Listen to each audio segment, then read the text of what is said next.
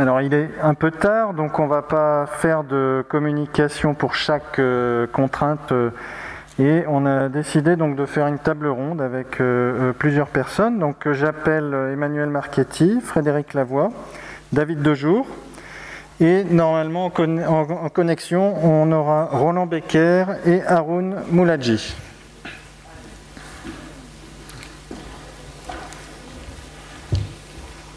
Elvire, si tu veux te joindre aussi à nous. Non, mais c'est comme tu veux. Ça peut être intéressant.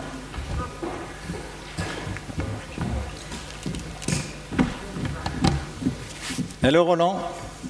Hello. How are you? I'm good. How are you? Hello, Haroun. Again. Hello again. Donc, pour discuter de ça, c'est une discussion ouverte, mais on a décidé d'aiguiller un petit peu les choses. Et je voulais d'abord faire un tour de table sur la contrainte que vous utilisez la plupart du temps dans votre pratique, dans plus de 90% de votre pratique.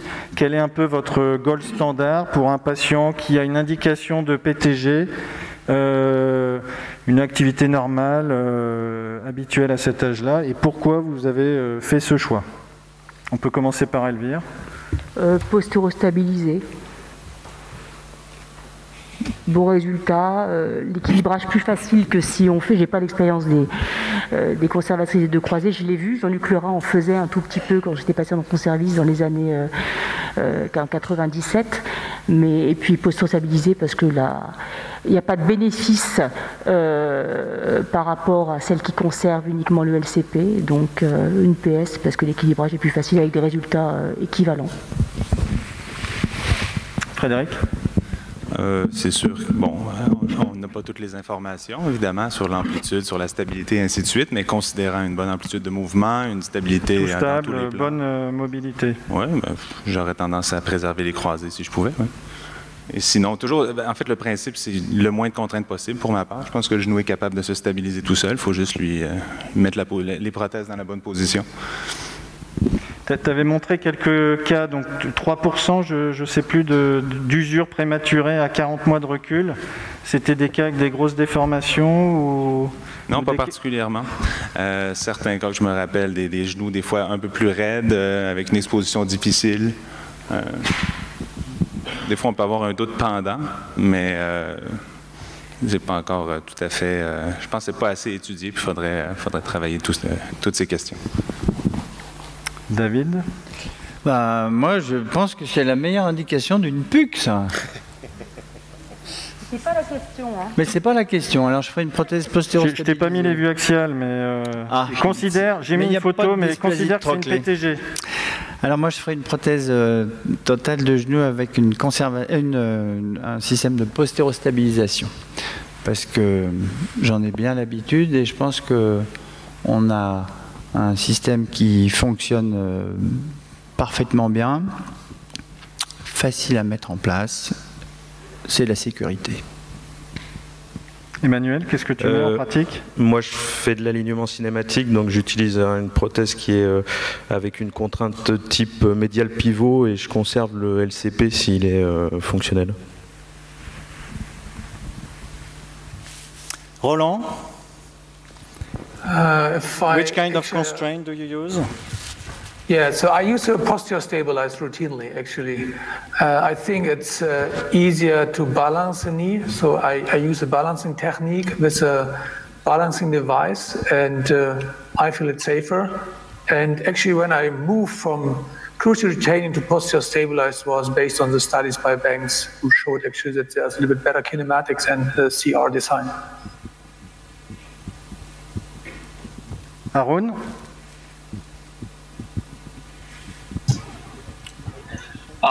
The basic principle is to use the least amount of constraint that is required, especially in the younger and more active patients. I would make an exception for the elderly, less demand patients. If they have significant deformity and laxity, I'd be more readily putting in a constrained implant, either a TC3 or a CCK, very rarely a hinge. So for my Most of my patients, about 40 to 50% of my patients are unis, so I keep both the cruciates. About 45% are total knees, and in these I do a PS, fixed bearing or mobile bearing depending on the patient's range of motion, and in less than 5% would I do constraint or a hinge.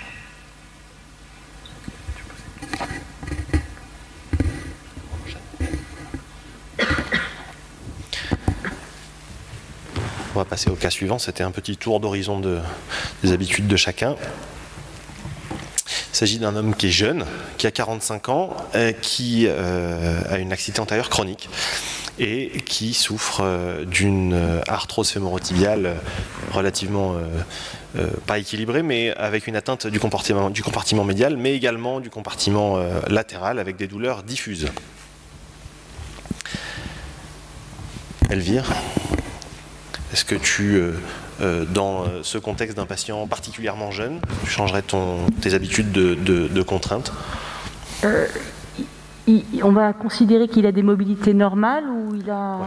Non, il a des mobilités normales a priori. Je vais faire une réponse qui est un peu étrange, mais je dirais de faire tous les traitements médicaux possibles. Oui, alors... Voilà.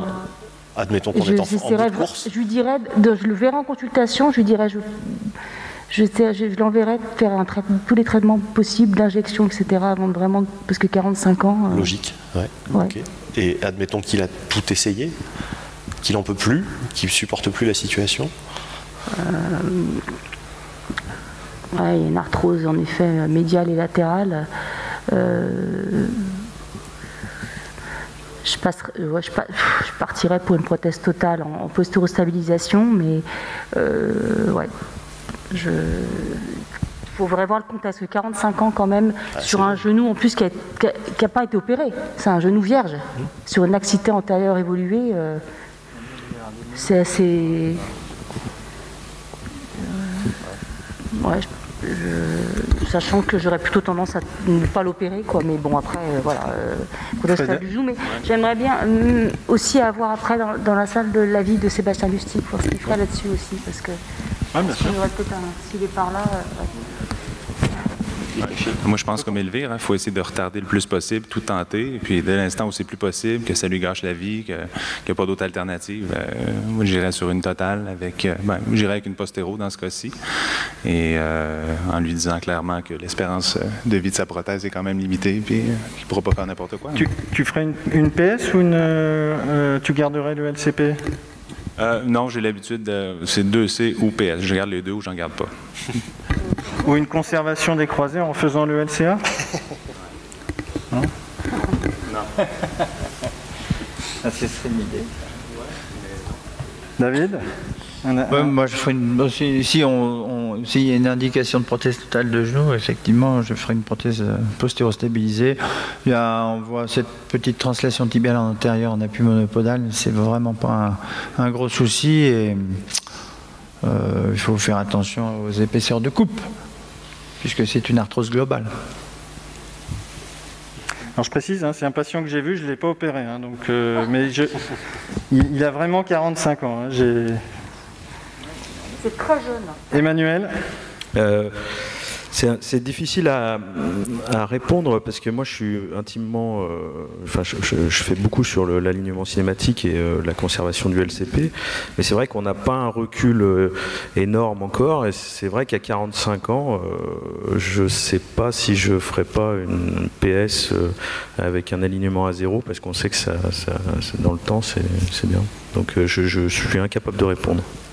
Voilà. Sébastien, si Elvire voulait aussi avoir ton avis sur ce patient qui a 45 ans, c'est un homme, rupture ancienne du LCA qu'il n'a pas traité, arthrose interne et externe fémoro-tibiale. Je voudrais savoir s'il passerait pour une biunie avec un ligament croisé ou pas. Est-ce qu'il y a un intérêt à être très conservateur ou à chercher la sécurité à cet âge-là? Si jamais je faisais ça, j'en parlerais jamais.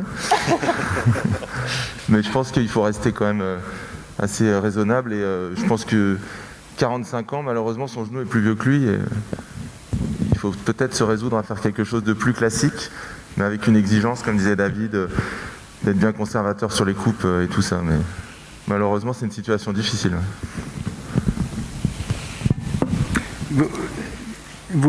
Pour la rotule, qu'est-ce que vous feriez à cet âge-là? C'est un peu hors sujet, mais à 45 ans, est-ce que vous resurfacez la rotule ou vous la gardez non resurfacée? Est-ce qu'on a des arguments pour ne pas resurfacer une rotule si ceci existe? Objectif? Pas vraiment. Donc je pense qu'il y aura une partie qui resurfacera et une qui dira oula, il ne faut surtout pas resurfacer parce que la rotule est subnormale.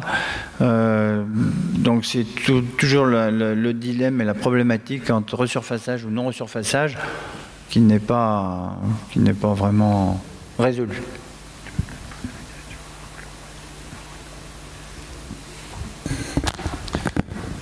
Roland, what would you do about this patient, which is particularly young?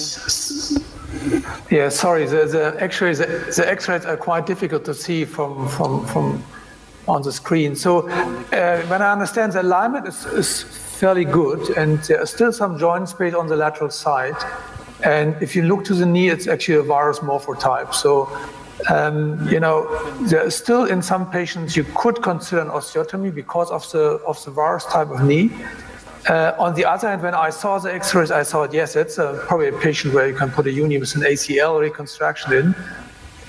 But I'm a little bit concerned about you know, your clinical information that he's complaining about diffuse pain, because the best patient for uni is if he really points on the medial side and says that's the side where it hurts.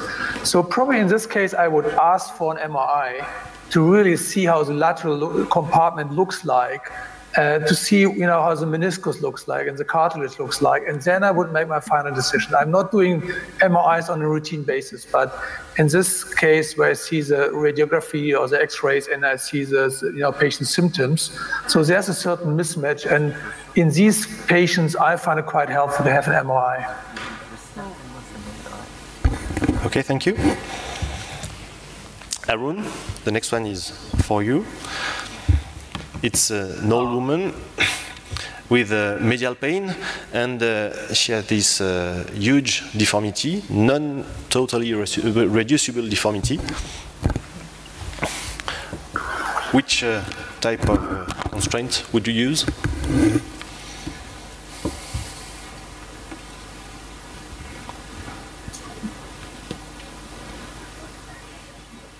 How heavy is this patient? What's her BMI? Oh, she's quite, yeah, she weighs 40 or 45? No? BMI, 30?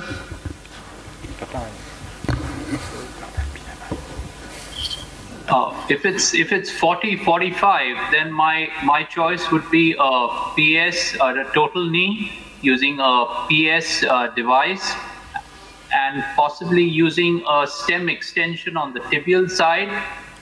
I would use navigation in this particular case to make sure that I correct the alignment,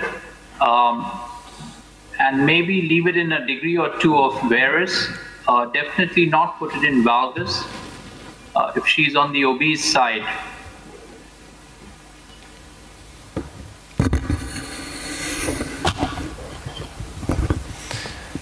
If she's a very low demand 86-year-old, I might even give it a shot with a uni, assessing the condition of a cruciate, anterior cruciate at the time of surgery.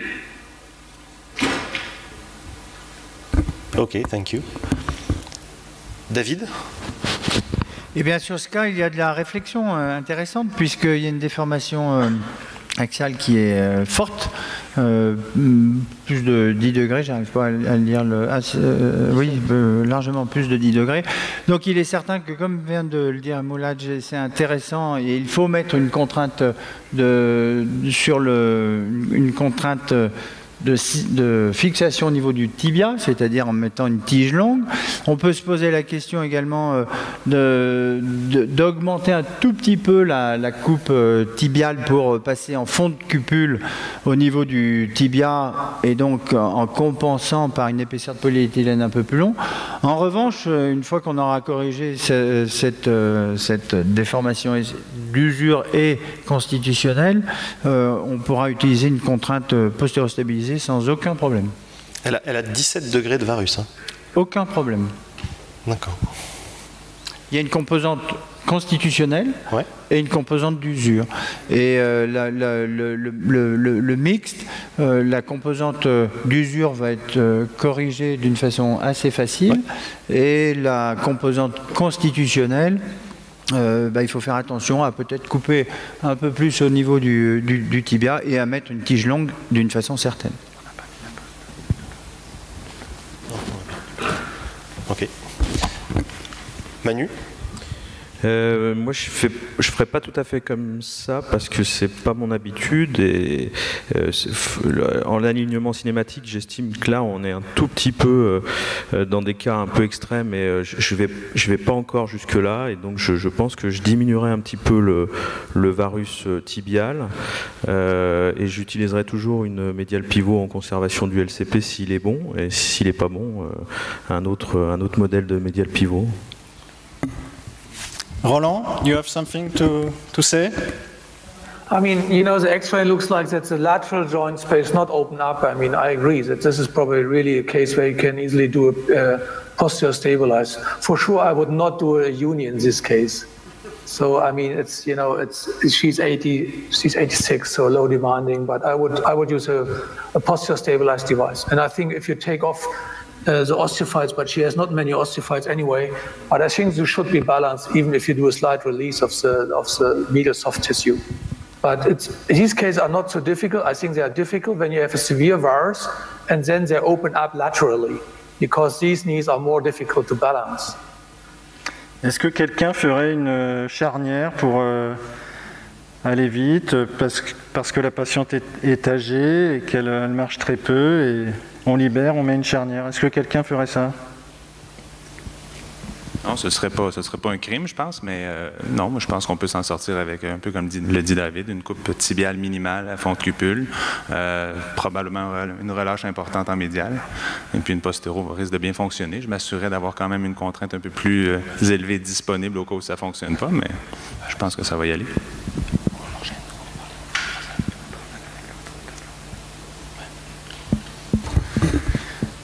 Ok, au niveau timing, on est un petit peu serré, donc je pense qu'il faut stopper et passer à l'autre table ronde, sauf si vous voulez discuter d'autres choses ou si vous avez des commentaires à dire.